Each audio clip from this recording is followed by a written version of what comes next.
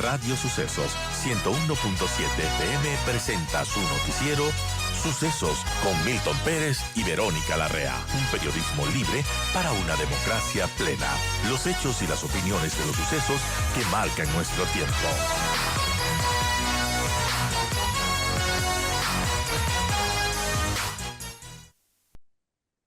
A esta hora nos acompaña Felipe Espinosa, presidente ejecutivo de la Cámara de Comercio Ecuatoriano-Americana, para conversar acerca de los aranceles impuestos por Estados Unidos y cuáles son sus repercusiones para la industria y la exportación nacional. Muy buenos días, señor Espinosa, bienvenido.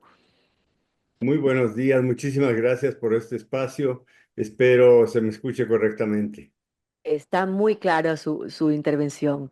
Señor Muchas Espinosa, como ya gracias. sabemos, Ecuador ha recibido un 10% más de aranceles a los que ya tenía con Estados Unidos para sus productos de exportación. ¿Cómo recibe esta decisión y cómo lo ve la Cámara de Comercio Ecuatoriano-Americana? Bueno, primero creo que es importante señalar que esta tarifa impuesta del 10% en el caso del Ecuador es una tarifa a todo el mundo.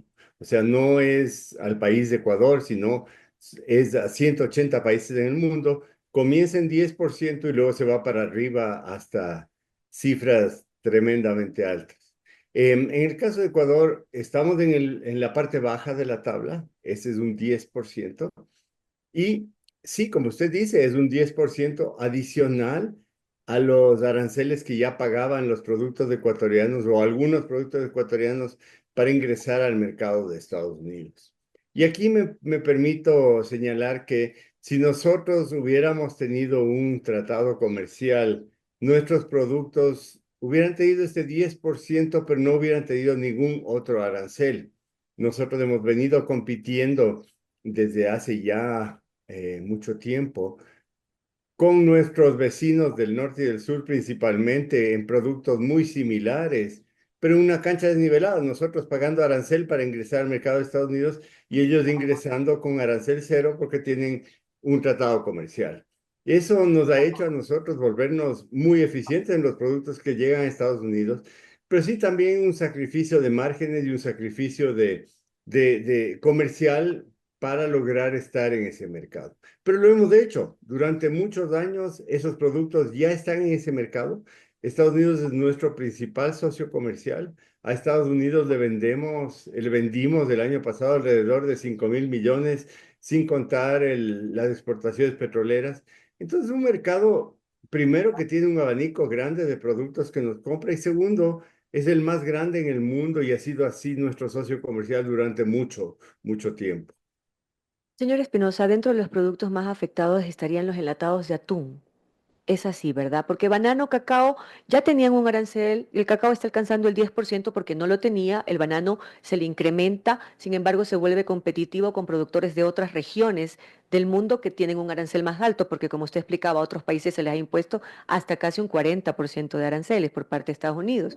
Pero el tema de los atunes, el tema de los enlatados, básicamente los que van en aceite, estos sí están alcanzando un arancel muy alto. ¿Cómo lo recibe la Cámara y qué se ha hecho para poder tratar de enfrentar esta realidad? Bueno, recordemos que no es solo el atún, y me permito mencionar que el atún en lata sí, sin duda tiene ya un arancel o tenía un arancel ya sumamente alto, del 35% para ingresar a ese mercado.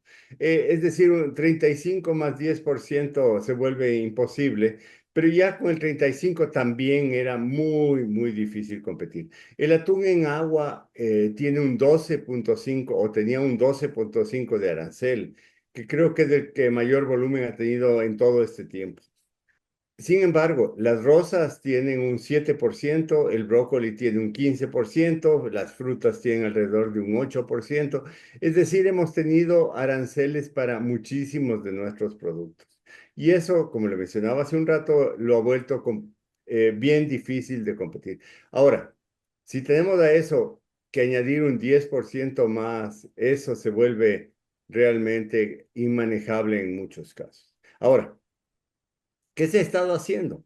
Ya durante mucho tiempo nosotros hemos venido trabajando en Estados Unidos En algunos casos, para avanzar hacia un tratado comercial, ese debería haber sido nuestra luz al final del túnel y deberíamos haberla tenido. Qué pena, no la tuvimos hace 20 años, porque nos hubiera ayudado muchísimo como país, como economía, como empleos, como todos los demás. Pero no hubo y venimos trabajando en esa dirección.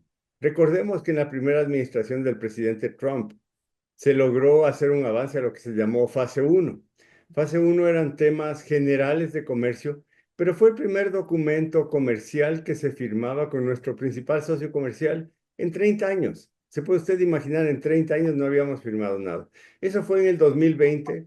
Lastimosamente, en este caso, para eso no siguió el presidente Trump y no pudo seguir el tema de fase 2, 3, 4, lo que pudiera haber venido después.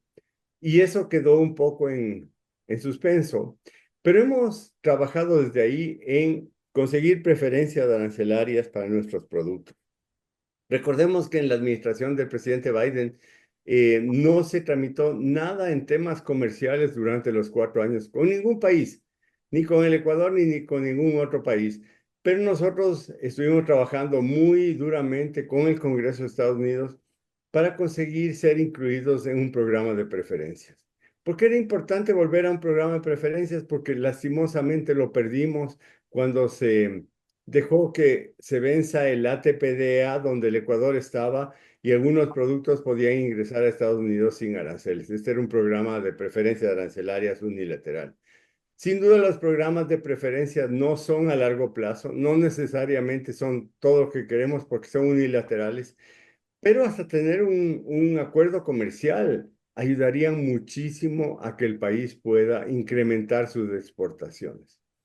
Yo le hago notar que si de 5.000 millones creceríamos un 10% para la economía ecuatoriana sería increíble y creemos que sí se lo puede lograr en ese mercado donde ya estamos, pero claro, con un 10% adicional a lo que ya pagábamos se vuelve sumamente difícil. Entonces tenemos que conversar con nuestro socio comercial para ver cómo podemos lograr, y se vuelve más importante que nunca, ese acuerdo comercial en donde nuestros productos ingresarían sin aranceles. Ya se han dado las primeras reuniones entre el sector empresarial y la Cancillería y los ministerios de producción, exportación y todo lo relacionado al tema del comercio exterior.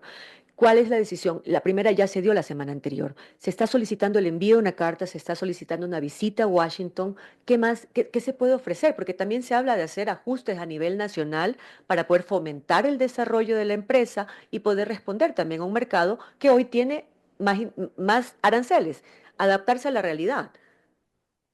Bueno, exactamente. Yo, a ver, quisiera, de lo que usted mencionó ahorita, quisiera hacer varias acotaciones. La primera, es importantísimo, como siempre, que trabajen el sector oficial y el sector privado de la mano. Eso ha sucedido y cuando se han logrado hacer cosas ha sido porque los dos lados han trabajado juntos hacia un fin que es bueno, estratégico para el país. Entonces eso vuelve a ser en este caso una situación en la cual nosotros tenemos que ser muy claros. Hay que trabajar de cerca con el sector oficial.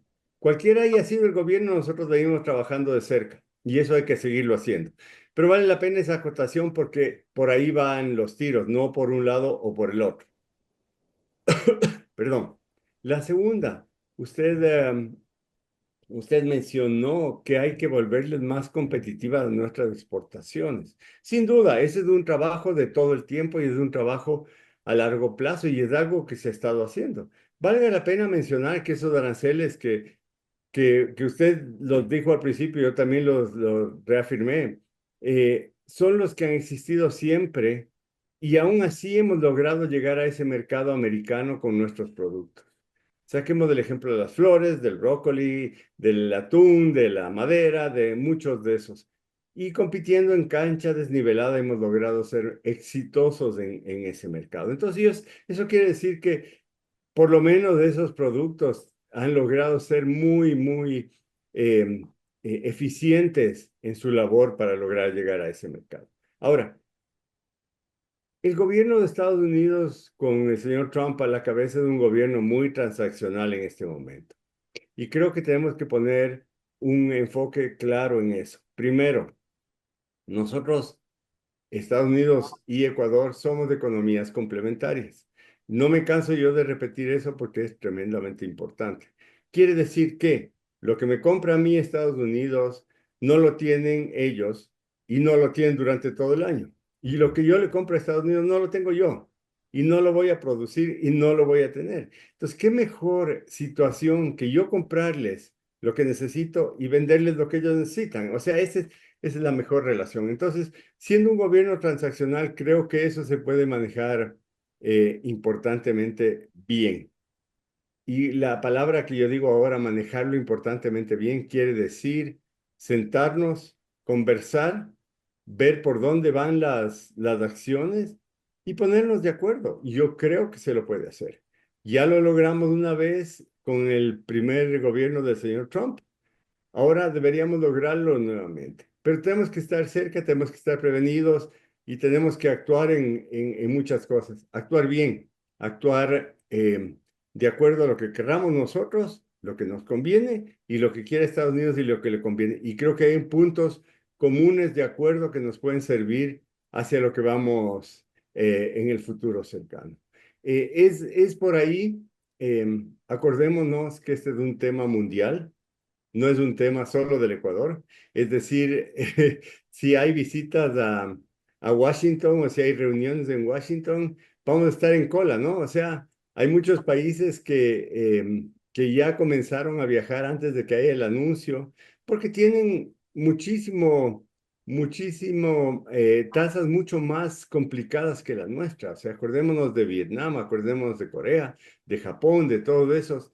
Entonces ellos han comenzado a viajar desde hace tiempo, pero eso no quiere decir que nosotros dejemos pasar el tiempo a ver qué sucede. No, no va por ahí. O sea, hay que hacer acciones importantes y en un gobierno transaccional hay que estar ahí cerca. Es decir, yo te doy esto y tú me das esto de acá. Y creo que tenemos nosotros la posibilidad de hacerlo con Estados Unidos.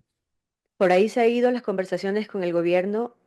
¿Esos son los planteamientos que Sí, se pretenden hacer hacia el gobierno de Estados Unidos por parte de sin Ecuador? duda, ese tiene que ser. O sea, no, yo no le veo otro camino. Yo veo que, o sea, a ver. Y perdone que lo ponga de esta manera tan cruda, si nosotros fuéramos un país muy grande, en donde nuestra economía fuera realmente significativa, yo diría, a ver, momentito, yo me pongo en la situación de fuerza y digo, no voy a hacer nada y se fregaron ustedes. Pero nosotros representamos el 0,23% de las importaciones de Estados Unidos. Todo lo que importa del Ecuador, que para nosotros es importantísimo, es nuestro mayor socio comercial, es solo el 0,23%. Aún así, creo que tenemos varias cosas en las cuales el Ecuador puede influir al momento y muchas de ellas son comerciales y muchas de esas tampoco son comerciales, son de geopolítica, son de la posición del Ecuador y también de una lucha eh, conjunta que sí ha habido en los últimos años contra el crimen organizado y contra el tráfico de drogas, y donde nuestro mayor cooperante sin duda ha sido los Estados Unidos. O sea, eso no hay duda y hay que decirlo y hay que seguir por ahí, ¿no? Ahora, cuando yo decía ser más competitivos, de que el gobierno también ayude, si el empresario, el que exporta, está haciendo un esfuerzo, ya enfrenta aranceles porque no se llegaron a acuerdos por A o B razones que se conocen. ¿Cómo incentivar y ayudar casa adentro a ese empresario que hace el esfuerzo, a esa industria que la hace para seguir manteniendo ese mercado? ¿Qué cambios se necesitan puntuales? Porque ya también se habló de ellos. Creo que ahí hay que diferenciar un poquito y gracias por la pregunta. Creo que hay que diferenciar un poco entre temas coyunturales, donde hay que actuar y hay que hacerlo de la forma que se necesite actuar. Pero el Ecuador somos campeones en temas coyunturales y somos bastante malos en temas de corto, mediano y largo plazo, es decir, diferenciar corto, mediano y largo plazo. Y políticas de largo plazo tenemos muy pocas en el Ecuador. Ahí está que la inversión en el país es realmente baja, realmente bajísima. Nuestro riesgo país es bastante más alto que los otros países de Latinoamérica. Y nosotros somos una economía dolarizada que deberíamos poder ofrecer a las inversiones un clima un clima de negocios muy atractivo y podríamos haberlo hecho durante más de 20 años, porque ya la dolarización está aquí durante más de 20 años. Me parece que la labor del gobierno es crear ese clima de seguridad para las inversiones para que vengan al país. Si queremos que las inversiones vengan a Ecuador, tenemos que tener un clima de estabilidad, de mejora, donde se sientan que ellos pueden venir acá en vez de irse a Colombia y Perú. Porque si Colombia y Perú les ofrecen mejor situación para las inversiones, se van a ir a esos países, Es lo que pasa. aun cuando su dólar no necesariamente va a valer lo mismo en algunos años, porque la moneda va cambiando. Entonces, ¿cuál es la labor, como le veo yo al gobierno, a los gobiernos en general del país? Es crear ese ambiente de seguridad jurídica, crear ese ambiente de, de regulaciones que permitan que las inversiones vengan al país. Eso es lo que va a hacer que el país crezca. Si usted ve las proyecciones de las diferentes proyecciones, dicen que el 2025 va a crecer un 2% el Ecuador, o alrededor de eso, no importa, 2.5. Nosotros deberíamos estar creciendo siquiera el doble de eso. ¿Por qué? Porque esa es la única manera que la gente joven tenga empleo, que las empresas sigan creciendo y que las oportunidades se vean por todo lado. Y entonces, si no podemos nosotros ser eficientes en crear ese ambiente de inversión, vamos a estar en las mismas, en esos sobresaltos de todo el tiempo. Y nuestro largo plazo tiene que convertirse en largo plazo. Lamentablemente, ahorita el largo plazo para nosotros es una semana hasta las elecciones y luego será un año hasta las siguientes elecciones. Eso no puede ser, ese no puede ser el Ecuador. Estabilidad para enfrentar un mercado que cambie dinámico.